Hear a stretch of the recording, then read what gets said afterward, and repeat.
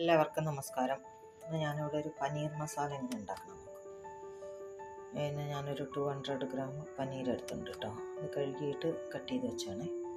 ഒരു പാൻ ഞാനിവിടെ വെച്ചിട്ടുണ്ട്. അതിലേക്ക് കുറച്ച് എണ്ണ ഒഴിച്ച് കൊടുക്കാം. അപ്പോൾ പാന് ചൂടായിട്ട് കുറച്ച് എണ്ണ ഒഴിച്ച് കൊടുക്കാം. ഇതിലേക്ക് ഒരു 1/2 ടീസ്പൂൺ ജീരകട്ട് പൊട്ടിക്കും.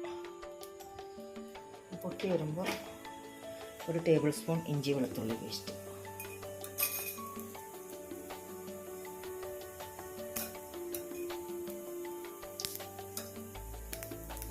പൊട്ടിയാണ് ഇഞ്ചി വെളുത്തുള്ളി പേസ്റ്റ് ചതച്ചതാണ്. ഇഞ്ചി വെളുത്തുള്ളി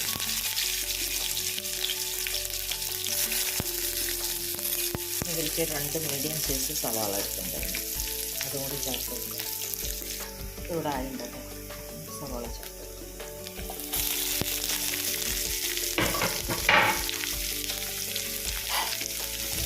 മിക്സ് ചെയ്ത് ഒരു നുള്ളു ഉപ്പ് ചേർക്കാം. സവാള വേഗം മറിഞ്ഞ് വരാൻ വേണ്ടിയിട്ടാണ്.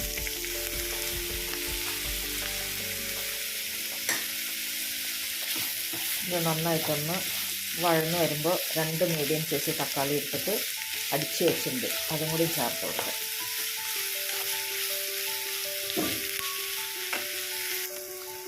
സവാള അവിടെ വഴന്നിട്ടുണ്ട്. ഇനി നമുക്ക് അരച്ച് വെച്ച തക്കാളി ചേർത്ത് കൊടുക്കാം.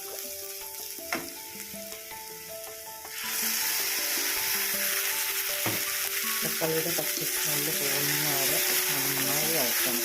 എന്നിട്ട് വേണം പൊടികൾ ചേർത്ത് വെക്കാം. നന്നായിട്ടൊന്ന് വഴഞ്ഞ് വരട്ടെ. ഇതിലൂടെ തക്കാളിയുടെ നന്നായിട്ട് റെഡി വെക്കാൻ കേട്ടോ. ഇതിലേക്ക് പൊടികൾ ചേർത്ത് ഇതിലേക്ക് ഒരു 1/4 ടീസ്പൂൺ മഞ്ഞൾപ്പൊടി, 1/2 ടീസ്പൂൺ ഗരം മസാല, എരിവിനനുസരിച്ചുള്ള മുളക് പൊടി, ഒരു 1/4 ടീസ്പൂൺ മല്ലിപ്പൊടി ചേർക്കും കേട്ടോ. ഇതിൻ്റെ ഒരു പൊടികളുടെ ഒരു പച്ചമണം പോകുന്നത് തന്നെ. ഒരു പൊടികളുടെ പച്ചമണമൊക്കെ പോയിട്ടുണ്ട് കേട്ടോ. ഇനി ഇതിലേക്ക് 2 ടേബിൾ സ്പൂൺ തൈര് ഞാൻ എടുത്തിട്ട് അടിച്ച് വെച്ചിട്ടുണ്ട്. അത് ഒന്ന് ചേർത്ത് വെക്കാം. ഇതൊന്ന് മിക്സ് ചെയ്യാം. തൈര് ചേർത്തിട്ട് ഉണ്ടാകുന്ന ഒരു പ്രത്യേക ടേസ്റ്റ് ഉണ്ട്.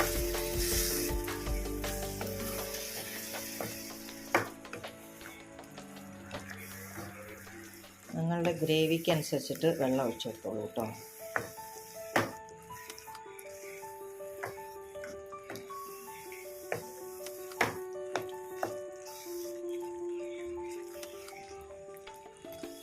ഇതിലേക്ക് ഞാൻ കുറച്ച് വെള്ളം ചേർത്ത് കൊടുക്കുന്നുണ്ട്. ഇതിലേക്ക് ഞാൻ 1 ഗ്ലാസ് വെള്ളം ചേർത്തുണ്ട് കേട്ടോ. 250 ml കപ്പിന് 1 കപ്പ് വെള്ളം. എനിക്ക് ഇത്ര വേണ്ടുള്ളേ.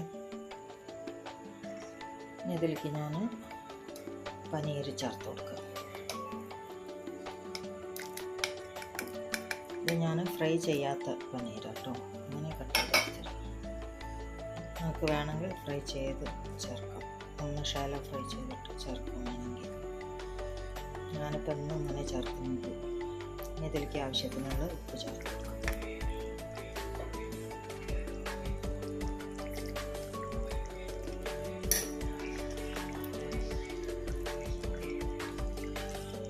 ഞാനൊരു കുറച്ച് ബട്ടർ ചേർത്തിട്ടുണ്ട്. അതുപോലത്തെ 2 ക്യൂബ് ബട്ടർ കുഞ്ഞാക്കി. ഒരു പ്രത്യേക ടേസ്റ്റ് ഉണ്ട് മസാലക്കറിക്ക്. പിന്നെ ഒരു മസാലയ്ക്ക് ഇതൊന്ന് വേവട്ടെ. പനീർ വേവാനൊന്നും അത്ര സമയം വേണ്ട. 2 മിനിറ്റ് ഇതിൽ കടന്നിട്ട് ഒന്നാവട്ടെ.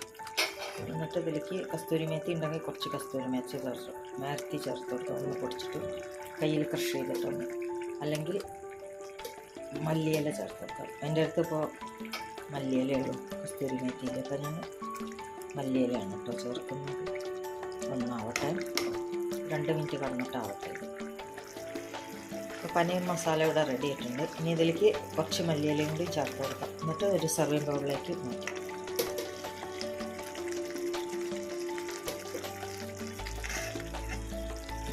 ഒന്ന് മിക്സ് ചെയ്ത് കൊടുക്കാം.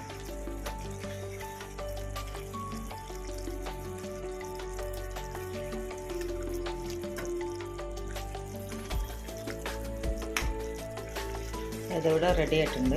നിങ്ങളും കൂടി ഒന്ന് ഉണ്ടാക്കി നോക്കണം കേട്ടോ. ഉണ്ടാക്കി നോക്കി നിങ്ങളുടെ അഭിപ്രായം പറയണം. അപ്പോൾ അടുത്ത റെസിപ്പി ആയിട്ട് കാണുന്നതായിരിക്കും. Thank you.